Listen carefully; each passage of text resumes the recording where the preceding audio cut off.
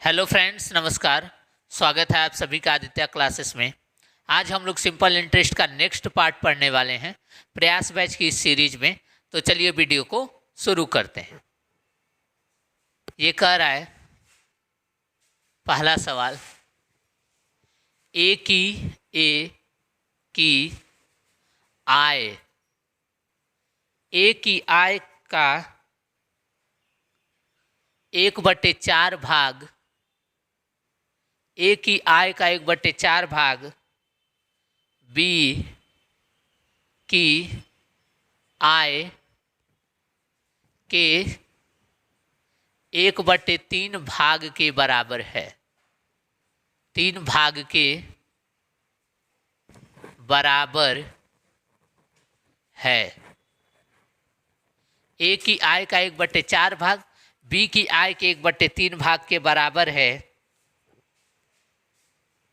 ए अपनी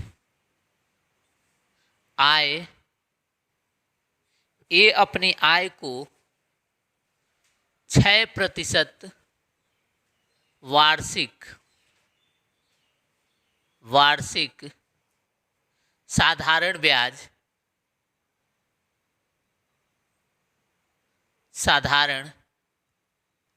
ब्याज के दर पर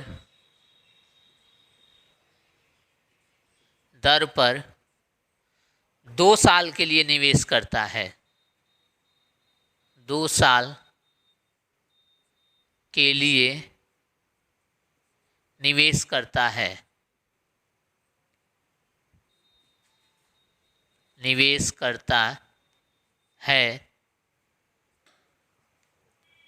बी अपनी आय को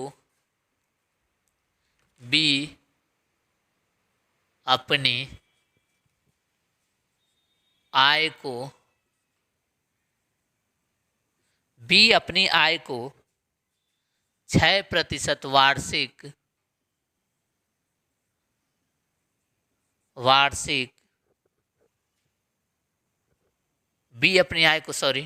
8% वार्षिक दर से 3 साल के लिए निवेश करता है। 3 साल के लिए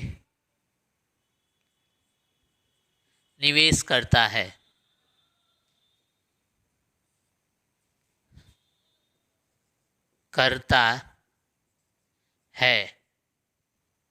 यदि इनके साधारण ब्याज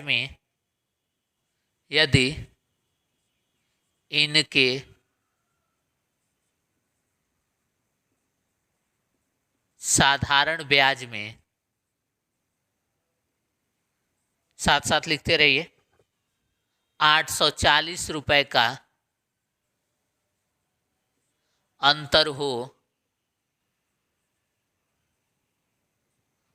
हो तो बी की आय क्या है? बी की आय क्या है? बी की आय क्या है? ए की आय का 1/4 भाग बी की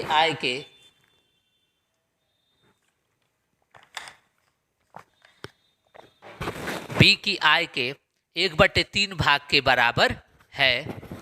ए अपनी आय को 6% वार्षिक साधारण ब्याज की दर से 2 साल के लिए निवेश करता है। बी अपनी आय को 8% की दर से 3 साल के लिए निवेश करता है। इनके साधारण ब्याज का अंतर 844 रुपया है। तो बी की आय क्या है? तो देखिए, हमें कह रहा है ए की आय का 1/4 भाग, यानी कि ए की आय का ये रहा 1/4 भाग किसके बराबर है? बी की आय के 1/3 भाग के बराबर। बी की आय के 1/3 भाग के बराबर। तो ए अपॉन में बी हो जाएगा 4/3। तो ए रेशियो बी हो जाएगा 4:3। तो हम मान लेंगे ए की आय 400 यूनिट है और बी की आय कितनी है? 300 यूनिट। ए की आय 400 यूनिट है और बी की आय कितनी है? 300 यूनिट। ठीक है, यहाँ तक कोई दिक्कत नहीं है।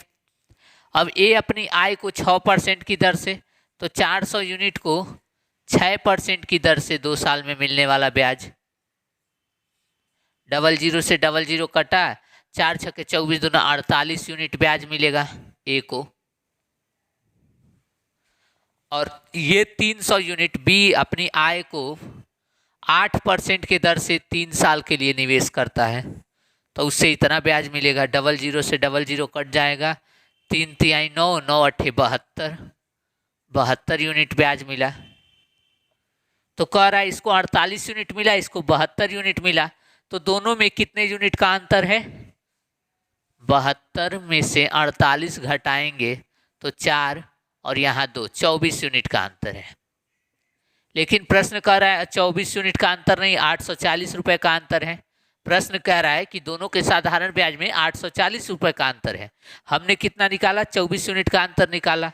तो इसको 840 के नीचे 24 लिख देंगे और गुणा कर देंगे किससे? बी की आय निकालनी है, तो बी की आय कितना है? 300 यूनिट, तो 300 से गुणा कर देंगे। तो 24 से कितनी बार में जाएगा?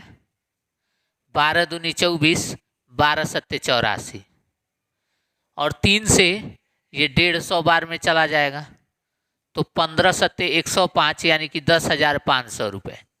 बी की आय कितनी है? 10,500 रुपये। ठीक है, नोट करिए। ए की आय का 1/4 भाग बी की आय के 1/3 भाग के बराबर है, तो ए अपॉन बी क्या हो जाएगा? 4:3 हो जाएगा। तो ए को 400 मान लेंगे, बी को 300 यूनिट मान लेंगे। तो ए जो है अपनी आय को 6% की दर से 2 साल के लिए निवेश करता है, तो उससे इतना ब्याज मिलेगा। इसको सॉल्व करेंगे, 48 यूनिट ब्याज मिलेगा। बी अपनी आय को 8% की दर से 3 साल के लिए निवेश करता है, तो बी की आय है 300 यूनिट, तो 300 यूनिट को 8% की दर से 3 साल के लिए निवेश किया, तो 72 यूनिट ब्याज मिला। अब दोनों में कितने यूनिट का अंतर है? 24 यूनिट का अंतर है।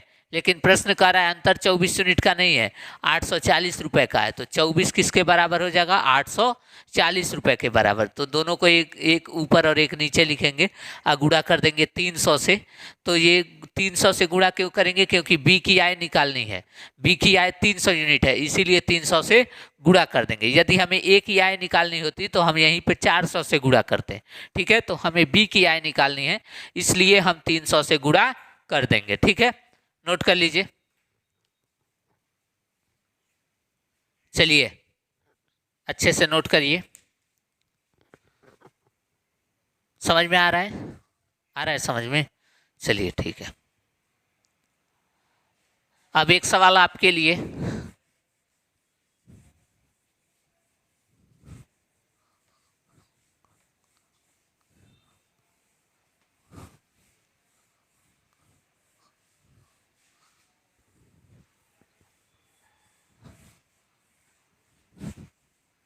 चलिए क्वेश्चन लिखिए होमवर्क के लिए इसी टाइप का।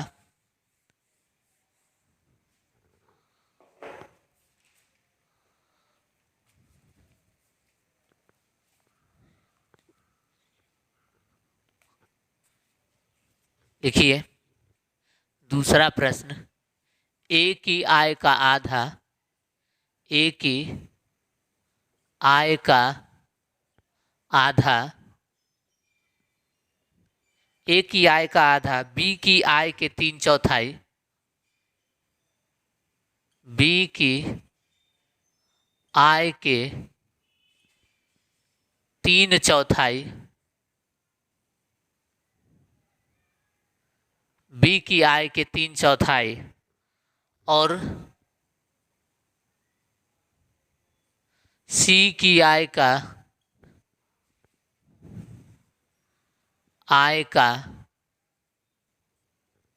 2/5 भाग सभी आपस में बराबर हैं। सभी आपस में बराबर हैं। सभी आपस में बराबर हैं।